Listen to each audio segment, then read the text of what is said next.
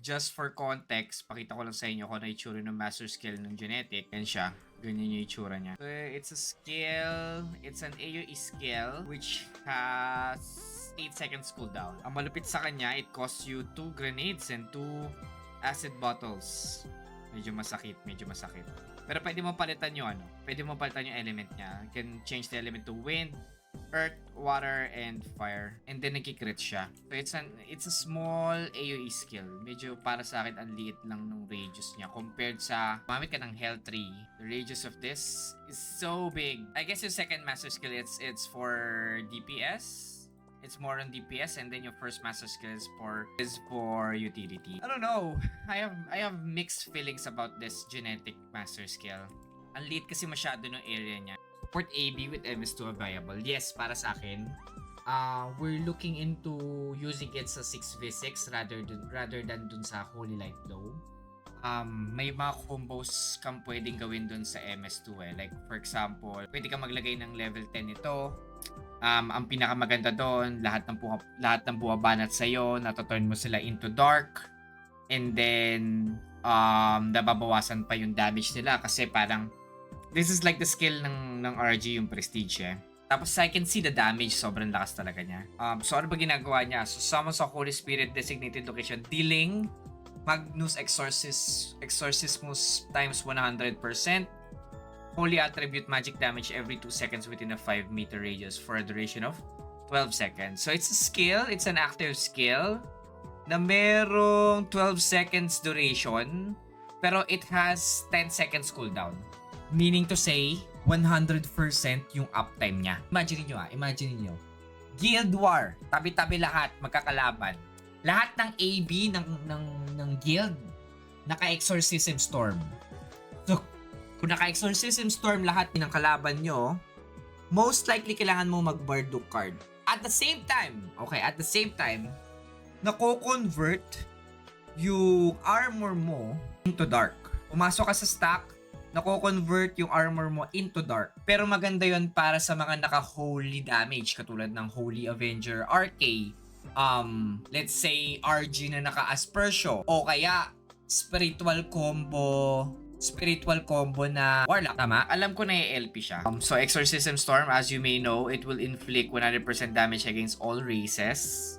Additional, so, Demon and Undead. Di natin kailangan yan since sa PvP naman. When the enemy's armor is not holy, damage increases by 30% and there's a 50% chance to inflict silence status that lasts for 5 seconds. So, yung silence nito is gonna be only as well. Okay? Malaki yung 50% chance dahil continuous yung damage ng Exorcism Storm plus dahil dito sa combo ng Exort, kahit magsuot ka ng Angeling, magiging dark ka pa rin. That's what I know. Exorcism Storm Bombardment Interval reduce 50% strength, cooldown time reduced by 20%. 100% uptime nga siya. Exorcism Storm will also restore health equal to heal. Ito yung sinasabi ko na pwede ka na mag healing galing na build sa mga guild sa GVG, sa large scale wars. So imagine, may heal ka na, may convert to dark ka pa, which would help a lot of your teammates. May minus ka pa ng attack and matak for debuff, and may silence ka pa. Correct? So let's try Exorcism Storm. Aside dun sa damage, so you have two options. Meron kang Magnus Exorcismus damage dito, tapos nagkakas ka na din sa sarili mo. This is what I'm telling you guys. Look at the element of the dummy. Look at the element of the dummy. He was changed into dark. Lalakad ka lang ng ganyan, no? May nai-heal ka na teammates mo. Gusto mo na grabe yung heal. Oo, pasok ka sa dalawa. Partnered with You know? Partnered with Lowly Star. Gago, nga no? Wala kang pakialam sa 2 seconds niya. Nang habol mo yung per second na tick. Kasi imagine if nai-spam mo lang to, tapos ganito yung klase ng heal niya. Grabe yung sustain. What class can we test? Let's try Shura, sige. A lot of you guys are playing Shura class right now. And I think there's a conception that yung Shura class or Shura master skill is S tier. Sige, let's see muna. Tignan muna natin. Number 1. Why is this considered as S tier? Is it because you can choose from different buffs? As I say natin.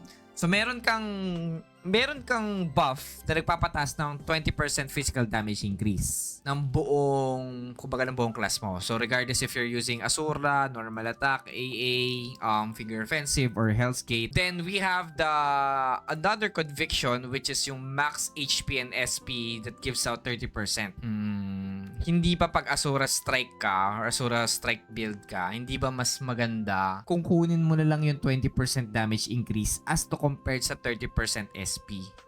Kasi syempre mas mataas yung multiplier ng physical damage increase 20% compared sa SP 30% eh. Pero we can test that out. And then we have the sincere belief na nagbibigay ng 20% cooldown time and skill delay na 20%, which is good. I think this is god tier. This is a god tier.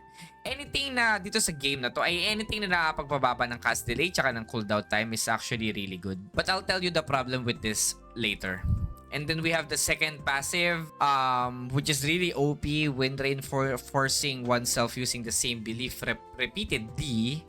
The effect can stack an additional 3 layer, with the effect of subsequent added layers being 40% of the base effect. So, pwede mo siyang patong-patungin, right? So, makikita mo yan dito sa buffs mo pag nag-cast ka ng conviction, depende kung ano yung pinili mo. Let's say, pumili ka nung genuine faith.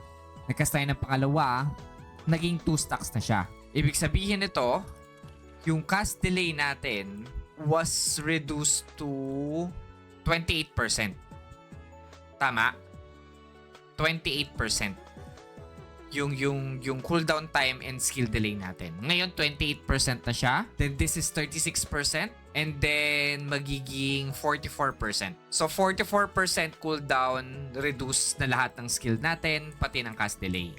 This would mean, what could happen is, pwede kang umasura, Rising Dragon, Asura Strike na naman, Rising Dragon, Asura Strike na naman, Rising Dragon, Asura Strike na naman. So, ganun magiging kabilis yung Asura Strike mo. So, again, ulitin natin, nakikita nyo yung stack natin ngayon, it's still 4. So, meron siyang 120 seconds duration or 2 minutes. Pag nag-buff ka ulit, magiging 2 minutes ulit siya. So, that is good. That is good. So, yun yung Shura. Yun yung sa skill cooldown niya. Ang problema ko dun, that is only applicable for PvP. Right? Hindi mo naman kailangan ng skill cooldown time sa PvE. So, like, nag-oracle kayo, nagko-constellation kayo. Bakit yung belief huwag mo na natin pansinin to. Pangit kasi to eh. Bakit yun sa belief enhancement, binigyan siya ng damage dealt increase to monsters only? Hindi pasok dun yung players. At least dun sa steadfast, may combo ka na attribute reduction ignored by Asura Strike is increased by 10%. Meron tayong 20% PDI. Okay, check natin kung nagsastack ka. So we have 40% PDI right now. Nag-buff na ulit tayo for the second time. Our PDI increased by 8%. Again, stack ulit natin. Our PDI increased again by another 8%. And then, pwede na ulit tayo mag-buff. Alright, so we have 4 stacks right now. Our PDI increased by another 8%. A total of 52% PDI na nadagdag sa damage natin. Pero that is 4 stacks. I don't think this is S tier. I don't think na this should be rated as S tier. Like, binigyan tayo ng buff that is very easily countered by remove buff ng Sork. And then, ang pinakamalupit dyan, pag namatay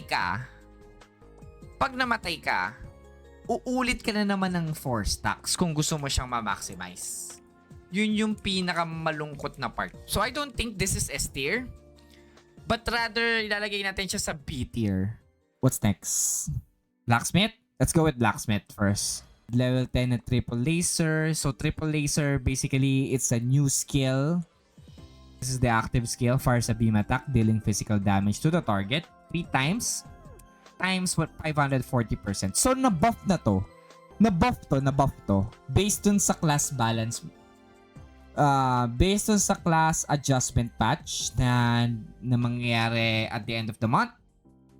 I think this is buffed. Okay.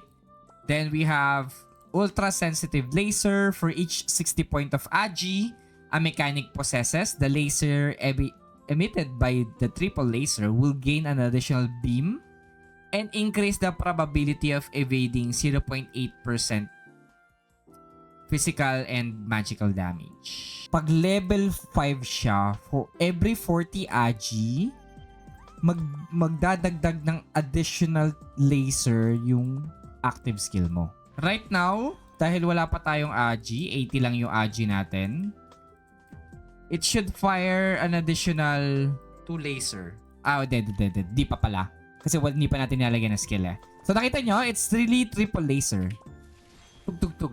3 laser talaga yung binabanat niya. So every 40 agi gives you 1 damage. Like 99 agi. OMG!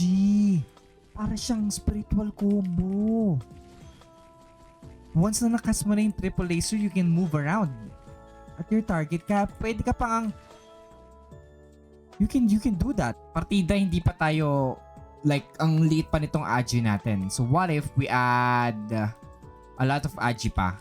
And then we can increase, you know the gist of it. Like if pupurga pa tayo ng talagang grabbing agi, mas maraming hits ng triple laser. And then when riding Madu gear, normal attacks will transform into firing a separate laser at the same time, up to surrounding targets. If level 10 siya, naaamoy kong OP to ah. Naaamoy kong OP to. So napalitan yung auto attack natin. Alam ko na yung mga ganito, yung mga pinapalitan yung auto attack eh. Okay. Saya nito tala. Pero bakit nasupot? Para mas maganda mag triple laser ka na lang. Hindi siya awkward. I don't know. Pero enjoy to. This is good.